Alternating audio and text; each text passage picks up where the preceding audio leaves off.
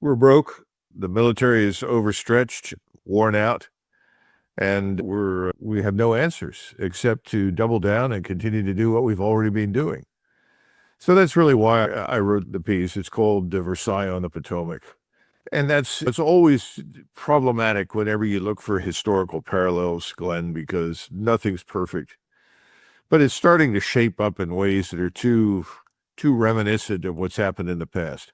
Of course, the problem that we face in addition to all of this is that we are now a balkanized, bastardized, Bolshevized population. We're no longer dealing with a homogenous population. When we went into the Depression, we had many problems, but as a population, it was largely homogenous. We were able to pull together. We were able to pull together for the Second World War. That homogeneity persisted into the 60s and then began declining, and now it's almost completely gone. So we have no idea how many millions upon millions of people are in this country that came from overseas, from other places, largely from what we used to call the developing world. And anybody who brings that up and says this is dangerous and problematic, you're a racist, you're a bigot. But in reality, it's a very serious problem. I don't know where we end up, but if you look at the whole range of issues right now, you have to conclude, based on the performance of both President Trump and Congress, that they're very much the royal monarchy of 1789. They seem to be ignoring the perils. They seem to think that they can paper everything over. They can market new things and convince people things are good when they're not. And that ultimately we can continue to double down and deal with the debt. We just had another treasury sale that went nowhere. No one is buying our debt. Nobody wants to invest their money in treasuries. And so we have a number of elaborate schemes right now under consideration to try and ambush people into investing in the United States. It's not working very well. And then we have the tariff war. And I keep asking, how does this tariff war that we've unleashed on the world going to repatriate or bring back a manufacturing base to the United States? Is this helping us in any substantive way?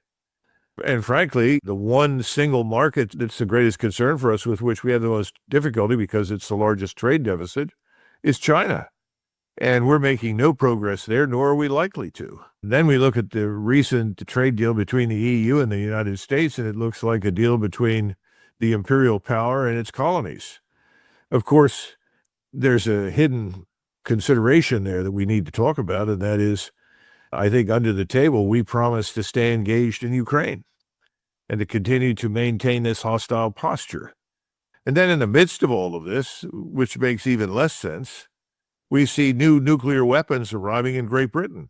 And these weapons are designed to be launched by F-15s or F-35s. We call them tactical nuclear weapons, ideally suited to attack targets beyond the Baltic littoral in northern Russia, or potentially via Ukraine. And we announced this, and we're talking about these things. It looks like there is a universal agreement in Washington right now that the way to do business with Russia is to continue to bully and threaten. Now, you would think this, how many years are we into this war now? This has been going on since February of 2022. How has all the bullying and threatening worked out? It hasn't. It's been a catastrophe. It's made everything worse. So why are we continuing to do this? The next question is, who is really governing the United States? That's what people don't seem to know. You're talking about 1%, the 1% with billions that control trillions. And this 1% is driving us to war in the Middle East. It's driving us to war with Russia. And this 1% consists in some cases of ideologues. These ideologues go back to the 60s. Susan Sontag was a good example, who said the white race in America is a cancer that needs to be cut out.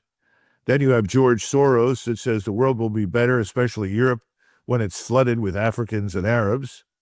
And the same thing is true in the United States. You know, the last administration was determined to flood us with millions of people from Latin America, the Caribbean, Africa, the Middle East, India, and it continues. And Trump seems to have just brushed right by that. He's even privately talked about some form of limited amnesty for some of the illegals. Listen, all of these things are the antithesis of what people went and voted for him to do. He was elected on essentially a peace platform, disengage from Ukraine, stop the war, insist on stability in the Middle East.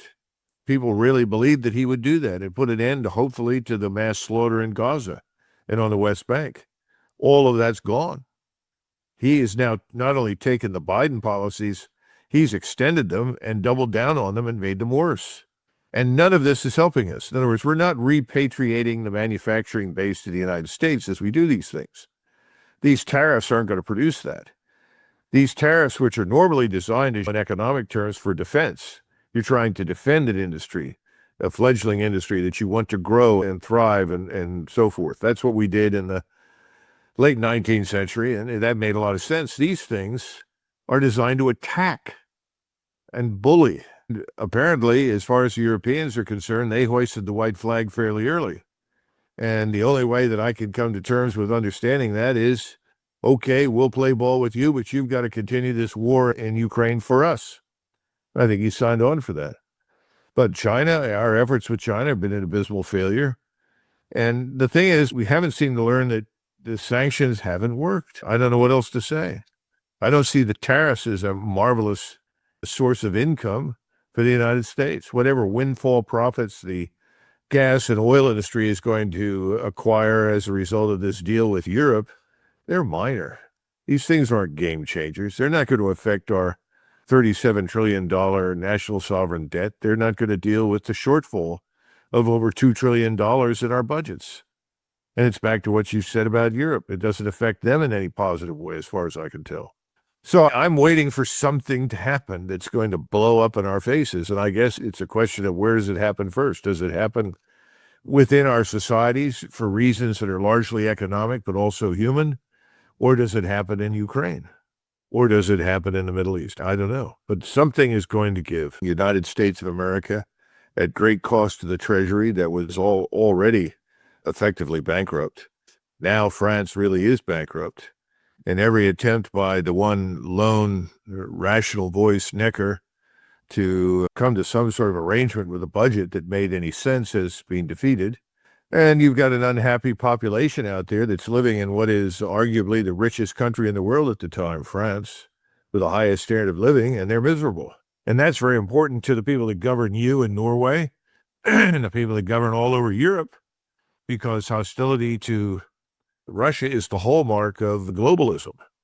If you admit that Russia has no interest in invading Europe, if you admit that Russia presents no imminent threat to Europe at all, then suddenly what's the rationale for your position in government?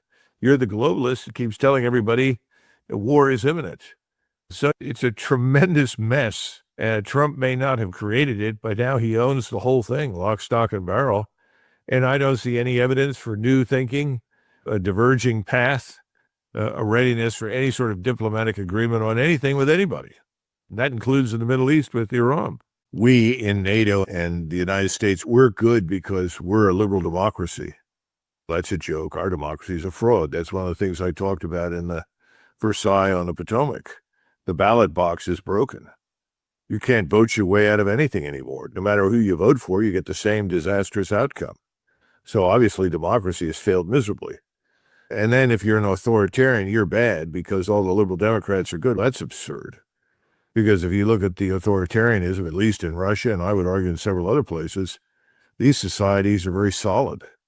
Russian society is cohesive. Russia is a success. Putin isn't in danger of being overthrown.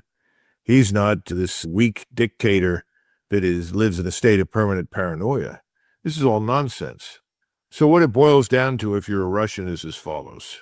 And Americans don't understand this. You can't get to a negotiated settlement with the United States, Ukraine, its puppet, and NATO, unless you understand three things. Number one, what exists in Kiev is a cancer. It's a tumor on the body of Russia. This cancerous tumor must be removed. And that's what President Putin and his armed forces have been doing for the last 3.5, 4 years. They're removing the tumor. However, just cutting the tumor itself away is not enough. You've got to go to the margins. When you perform surgery, you have to look at the area around it, the organs that are adjacent to the location of the tumor. They have to be dealt with. You have to systematically examine them. And if there's evidence for cancer, they too must be subjected to surgery and removal. But President Trump, I don't think, has any influence over this. I think there are other powerful figures. It's back to the 1%. The billionaires on Wall Street and in the City of London banks, that's one group. You have another group of what I call neocon billionaires that are firm believers that they hate Russia. They are rabid Israeli advocates. They want war. And then there's the third group that's always been with us, certainly since the early 60s. These are just warmed over Bolsheviks. But you've got people like Soros who are multi-billionaires, and that's what they are. And that's what they promote. Balkanization, Bolshevism, chaos. And they think that's the road to success. Perhaps we should call them anarchists. I don't know what you call them, but at the end of the day, these people are catastrophic, and they're running the show in Washington because they paid everyone off. And you have the Epstein problem, which is now surfacing. And the hope is by some that the Russia hoax that's being exposed is going to draw some of the heat away from the Epstein problem. The problem is that Epstein is not that unique. He was effectively a high-end procurer with lots of intelligence services interested in his products. The less polite term that we would use in Philadelphia, where I grew up, is he's a pimp. And he's made a lot of money, and he's also being backed because what he offered as a procurer or as a pimp was blackmail. So in addition to bullying people, you could also blackmail people. I think a lot of people are in the Epstein files. I think it cuts across party lines. It has a lot to do with how much money you had. And he was pitching the oldest and most attractive product out there, and it worked. And at some point, this is going to come out. And my comment in Versailles on the Potomac was one of the key things that led to the revolution and the head chopping that followed was a conclusion by the French people that the people governing them should not be governing them, that they were unworthy of it, that they were decayed, degenerate. They were not just oppressive, they were morally bankrupt. And Louis XVI was the last in line because people gave him the benefit of the doubt. Now, as it turns out, Louis XVI wasn't all that bad. He actually was a very good man. He was just feckless, didn't know what he was doing. In this case, Louis XVI looks like everybody else. And I think that's the big disappointment as we go forward, especially for those that voted for President Trump to discover that this man really isn't different from the people we voted against. Now, we in the United States don't understand that. Most Americans don't understand how much power and influence over all of this the CIA has, or MI6, or the Mossad. If you go into the Middle East, you see the same thing happening today in Syria with this corridor that reaches from Israel along Syria, where the Druze live, up to where the Kurds live, and then ultimately to Azerbaijan. This long corridor is designed to sustain the flow in oil, of gas, and potentially other things, commodities into Israel, but it's also there to split Iran from Russia and to strangle Iran to the extent that they can, better yet, to balkanize it by breaking it up, hence the interest in Azerbaijan's potential invasion of northwestern Iran. So we have the same playbook, if you will, that we saw fail miserably against Russia in Ukraine being implemented now. Now, there are a lot of variables in this one, far more complex than what they tried to do in Ukraine, because you're dealing with the ISIS remnants that now constitute a new Syrian jihadist regime. You still have the Alawites up in the corner who are being helped and assisted by the Russians to survive. And then you have the Israelis that are continuing to encroach. They want to control the watershed that comes out of the Mount Hebron. They want to control southern Lebanon. And then over the horizon sits this thing called Turkey, which is in serious economic trouble. We all know that. And is led by probably someone who is even more adroit in marketing himself than Trump. And he's on every side of every problem. He's sustaining Israel with oil and gas and food. And at the same time, he's condemning Israel and pretending to be a leader of Islam. But he's in such bad economic shape, he's afraid if he does anything, he'll fall apart. Same thing is true for Sisi over in Egypt. The question is, when do these economic matters not matter? When does this become an emotional moment where people say, the hell with this, we have to fight? I don't know, but I think it's coming. And then in the background, you also have Iran, who's part of the Belt and Road, the one Belt, One Road initiative. And that's not going away. That's wildly successful. Contrary to what President Trump says, BRICS is wildly successful. More and more people want to join it because they want to get out from under the debt bomb.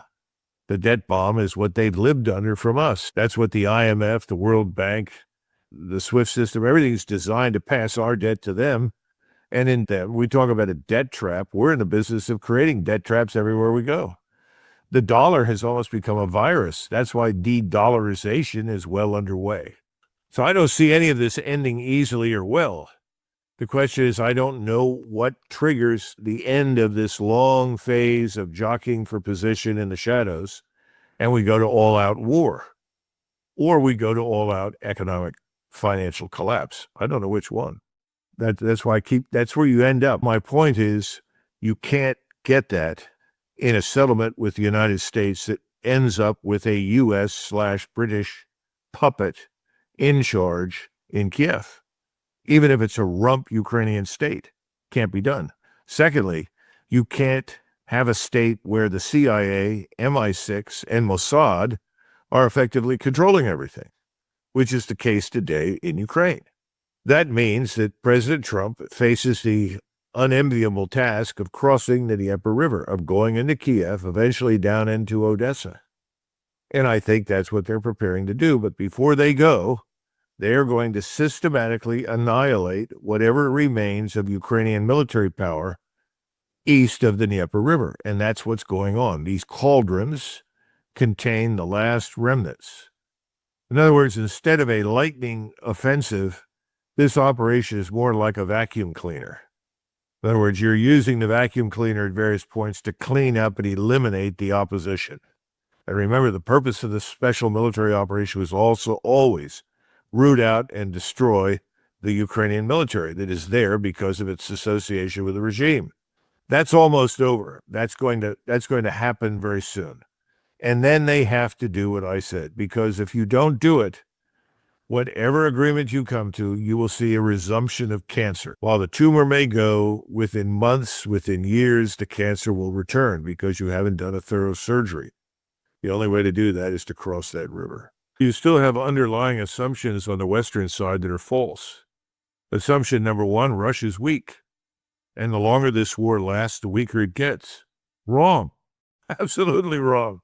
Russia is stronger now than it's ever been. Its military power is greater than it's been certainly since the early 1980s. So Russia is not at all suffering in the sense that we would like to believe they are. And Putin, again, is not this feckless dictator living in a state of paranoia. But these are the things that you hear in the mainstream media. That's why if we just keep this up a little longer, if we just continue to push, Russia will collapse. Russia will fall apart. No, it won't. On the other hand, we stand an excellent chance of falling apart for a whole range of reasons that I've been discussing here. So the question is, what comes first? I just don't know. But the bad news is, in the West, people continue to believe the nonsense. Now, somebody said, we'll fire 100 Tomahawks, and that'll be a game changer for the Ukrainians. There's almost no army left. The few people that are left are, as you pointed out, being rounded up and destroyed in these cauldrons. I don't see anything good happening inside Ukraine with regard to men on the ground with weapons of any kind. And firing Storm Shadows or firing Taurus missiles or, God forbid, Tomahawks, that's all designed to provoke the Russians. And that's because people think if we provoke them and then they respond to us, we'll be able to really hurt them. Somebody showed me the statistics on the integrated air defenses. I don't think I should say integrated, just air defenses, that we and the Israelis have provided in the region to protect Israel primarily, obviously. Their effectiveness has been roughly 35%. You can't survive missile attacks when only 35% of the missiles that you attack are destroyed. And that's why Iran now is in infinitely better shape than it was just a few months ago. It now has integrated air defenses, and they're getting better with each passing day. And we know the Russians in Ukraine, certainly over the last 4 years, their performance has reached the point where 97% of everything the Ukrainians and NATO throw at the Russians stop, disrupt, or destroy. That's superb. We have no such capability. So when you start talking about provoking the Russians, what's your plan when the Russians strike back? You mentioned Oreshniks. That's the tip of the iceberg. It's almost as though you're stepping into the ring with a heavyweight champion. And the heavyweight champion is new. He's young, he's vigorous and powerful. And you think of yourself as a heavyweight champion, but your championship is 30 years old. You're not young and vigorous, and you're not bulging with muscles, but you think you are. How do you think this is going to turn out? It's like going in and fighting Mike Tyson, and it's amateur hour on the Western side. We don't know what we're doing. Rationality would dictate a whole different approach, and this is why people voted for Trump. Because Trump recognized, first of all, we can't spend out of control. We have to deal with spending, and he said those things. Now, nobody wants to cut anything. We know that. But inevitably, you've got to do it. One of those things we've got to cut is our investments in defense, which have been, in many respects, bad investments. Investments in the wrong force. It's been the wrong force now for at least 35 years. And in addition to the wrong force, bad policies have produced less effective troops, less effective formations. We need to go after the healthcare system. For a fraction of what we invest, people in Europe receive remarkably good health care. I'm not saying it's perfect, but there's still private insurance and lots of people invest in it, I know, in Germany and Austria, but you still have a pretty good basic health care system. And here, it's expensive to the point of absurdity. So we've got to deal with that. Medicare, Medicaid, Social Security. We cannot spend indefinitely. And then you have, depending upon whom you want to talk to, at least 50 million illegals, and they're enjoying free health care. What is this problem? Who thought this up? Everyone shows up who's done nothing, paid nothing, and suddenly they get everything for nothing. What about the average American worker that's paid into these systems for years? People are beginning to figure out they've been taken to the cleaners. If you're an American, you get third place in whatever's up for discussion. And oh, by the way, whatever happened to militarizing the border to really get control of the drugs and human trafficking, because that continues. Oh, the optics are better. You don't have tens of thousands of coming across. But unfortunately for us, through most of the legal ports of entry, got enormous corruption there. And the drug cartels have billions of dollars in cash to pay people off. And so the drug and human trafficking continues headed north. And then you have truckloads of cash headed south. This is incredible what goes on. So we haven't fixed these things. But optics are everything right now for politicians. It's what looks good must be good. The average American is gullible, but he's not that gullible anymore, and he's beginning to ask harder questions. So if you look at the fragility of our economy, and the underlying fundamentals are not good, and something does go wrong on a scale of 2008, which everybody's predicting, Jamie Dimon has come out and said he's looking for a major crisis in the very near future that could be infinitely worse than the 1929 Depression. Those are pretty grim words coming from Jamie Dimon. He's not exactly somebody who screams fire in the theater. If he's saying those things, everybody should be very worried. And he's not the only one by any means. My point is we're headed down a very dangerous road, but it's like everything else. For many people, until it happens, nobody believes. And on the military side, to listen to someone like this General Donahue make these incautious remarks about attacking the Russian enclave in Kaliningrad is lunacy. But he's aligned with Trump. Everyone's in the business of threatening and bullying. I don't see him having any success. And by the way, his influence over the conduct of Ukrainian operations was nothing if not disastrous, because we've gone back and looked at that. It looks as though the worse you do, the further you get.